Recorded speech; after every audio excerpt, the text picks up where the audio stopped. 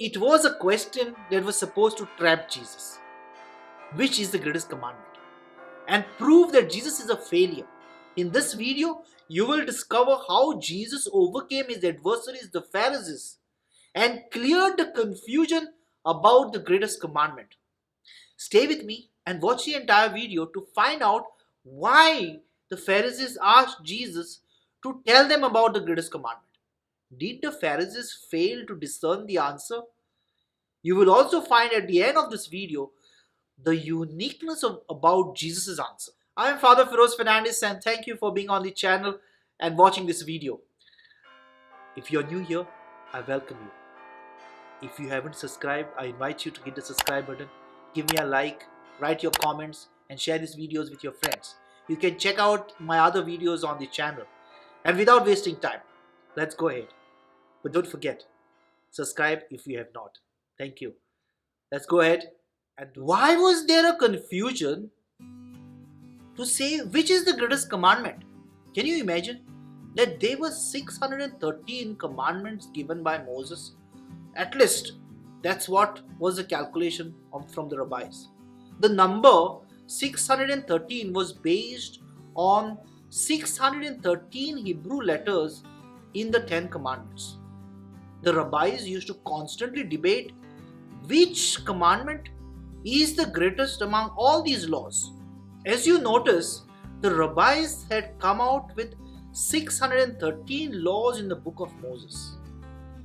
It is not like that there were 613 laws in the book. They were more about like unsupported interpretations. Many of them were based on studies in grammar and numbers. If you look at these laws were divided further into two categories: the negative and the positive ones. The negative ones were around 365. Like you should not do this. Almost like one for each day of the year. And the positive one is 248. It's like you should do this. And furthermore, these laws were again further divided as laws that were heavy and laws that were light. Laws that were heavy were considered absolutely binding and you have to do it.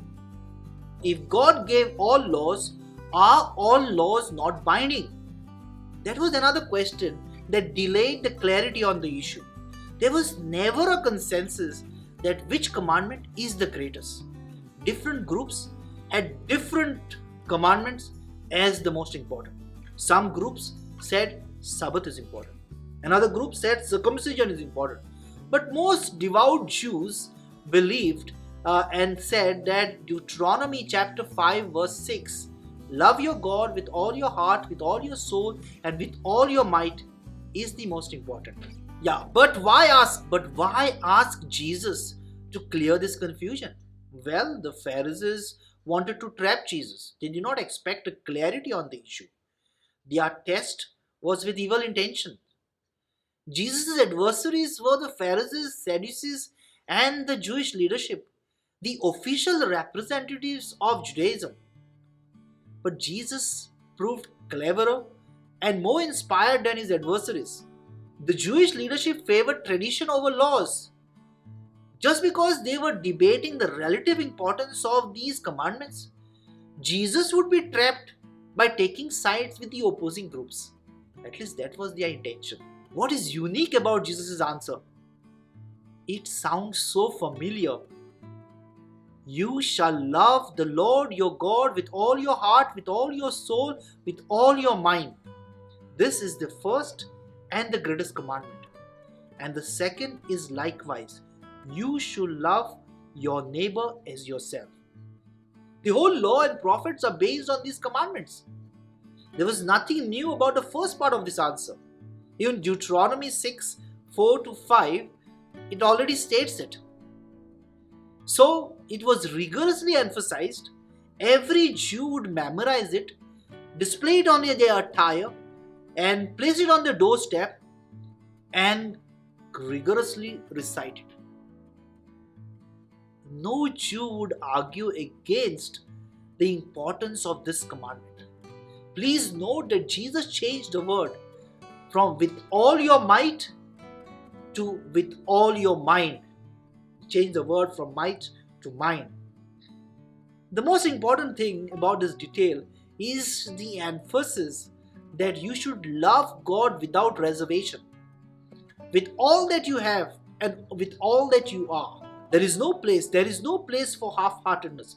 There is no place for half-heartedness. But the second answer is a big surprise. Jesus said, "You shall love your neighbor as yourself."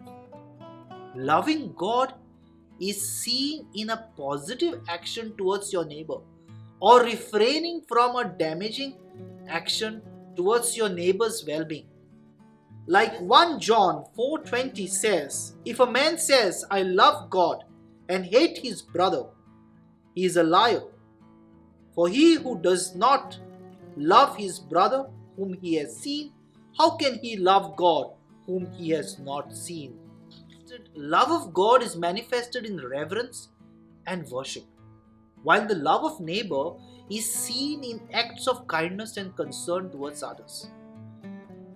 Love of others is a choice, it's not a feeling. As Jesus combined these two great commandments, it has become an essential for every Christian or a follower of Christ. God bless you. Thank you for staying with me and watching the entire video. I invite you to give me a like, write your comments, share my videos with your friends, and if you haven't subscribed, hit the subscribe button, and see you in the next video. God bless you.